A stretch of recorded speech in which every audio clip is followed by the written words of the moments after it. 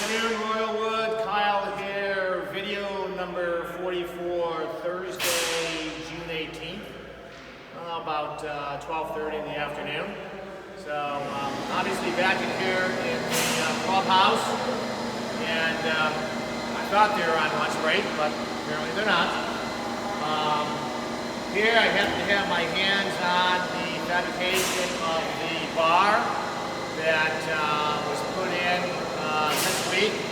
As you can see, the electricians are in working, putting all of the electrical outlets in to power up the bar.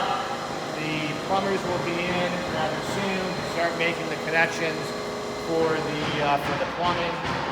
And then obviously we've already rolled in some of the new bar equipment as well.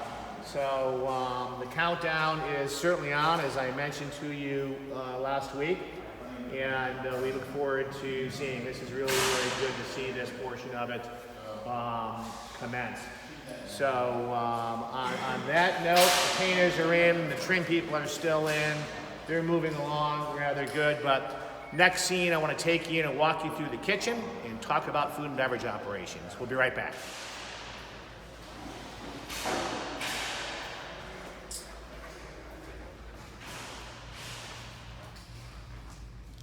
Welcome back.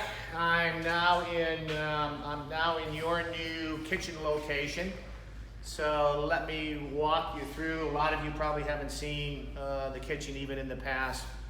Previously, the dishwashing unit was over on this side of the kitchen. That's now the new chef's office. And the hood has been saved. This is the original hood. Per fire marshal and fire code, we did have to do substantial upgrades into the ventilation system because of code. This hood was probably put in, oh goodness gracious, 25 years ago.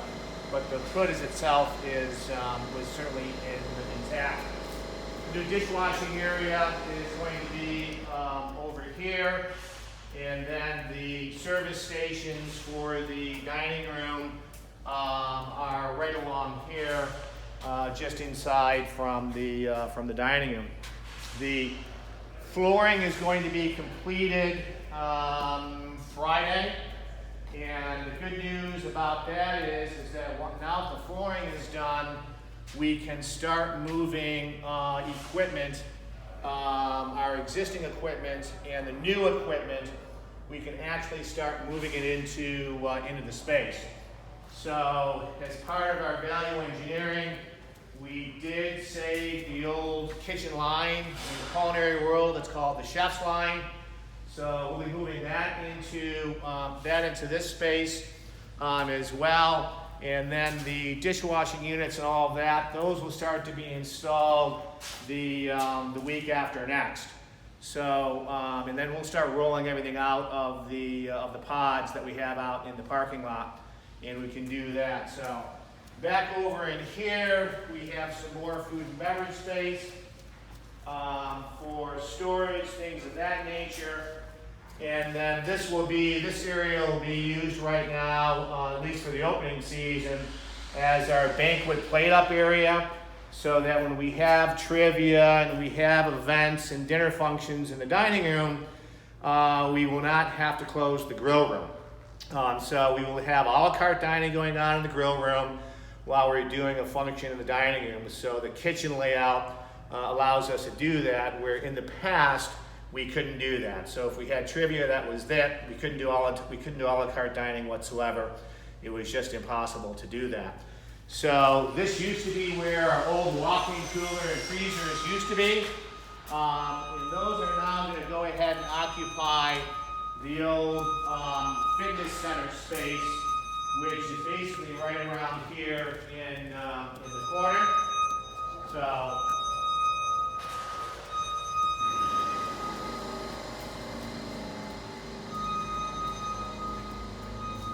walk-in freezer here, walk-in cooler here. All deliveries will now come in from this location.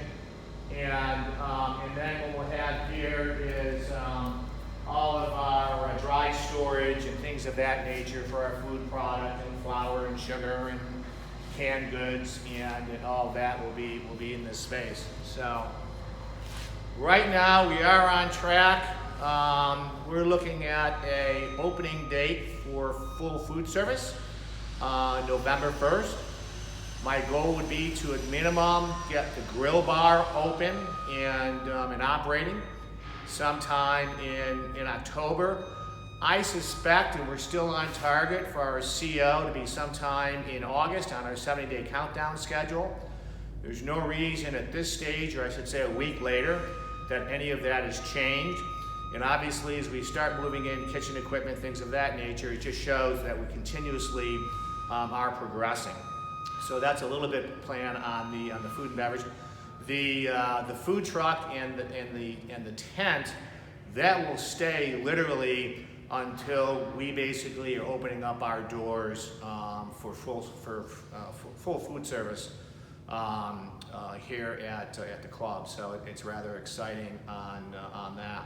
So, but and then obviously we're still waiting. We believe we got some better news on getting our permits for the wellness center, and we'll be making some major announcements on a program that we're introducing with a independent contractor to provide classes and some staffing levels and personal training and cardiac rehab and things of that nature in the new wellness center. So we'll be making an announcement on that really soon. We're working out the details right now.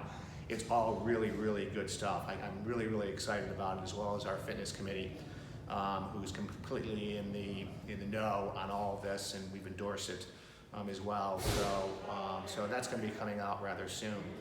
So otherwise, that's all I have. We're about 56 for the July 4th. We'll cap that off at 80. So right now, at this stage of the game, if you haven't made reservations for the July 4th, please do. And we are allowing guests to come on in. We did have some members call that said, if I can't have guests come, then I'm not going to play. The numbers were still low, so we said, sure, go ahead. That's basically what we've done every year for the July 4th. It's a shotgun start. Call the pro shop for details. So with that being said, thanks so much.